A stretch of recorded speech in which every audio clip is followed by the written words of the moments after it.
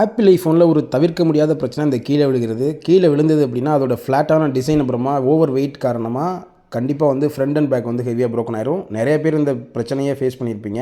இன்றைக்கி நம்ம 13 bro and 13 bro maths ரெண்டுலேயுமே பார்த்தீங்கன்னா கிளாஸ் மட்டும் ப்ரோக்கன் ஆயிருக்கு. அதை மாற்ற போகிறோம்.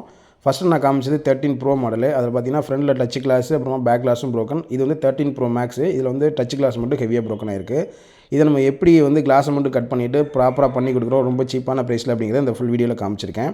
வீடியோ கடைசி வரைக்கும் பார்த்தீங்கன்னா கண்டிப்பாக உங்களுக்கு ஒரு ஃபினிஷிங் எப்படி இருக்குங்கிற ஒரு ஐடியா கிடைக்கும். இப்போ நான் வந்து 13 ப்ரோ மேக்ஸோட கிளாஸை மட்டும் சேஃபாக ரிமூவ் பண்ணி எடுத்துட்டேன். இதுக்கப்புறமா க்ளூவெல்லாம் க்ளீன் பண்ணிவிட்டு ஒரிஜினல் கிளாஸ் வச்சு பக்காவாக ஃபினிஷ் பண்ணிடுவோம்.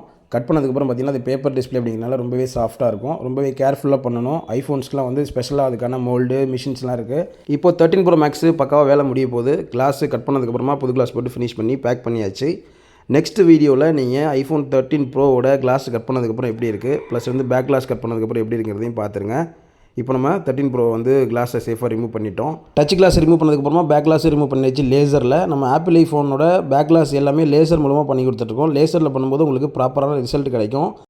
நீங்கள் இப்போ வீடியோவில் பார்த்த மாதிரி உங்கள்கிட்ட என்ன மாடல் ஆப்பிள் ஐஃபோன் இருந்தாலும் நம்மகிட்ட பக்காவாக ரெடி பண்ணிக்க முடியும். ஸோ மறக்காமல் நம்ம பேஜை ஃபாலோ பண்ணி வச்சுக்கோங்க.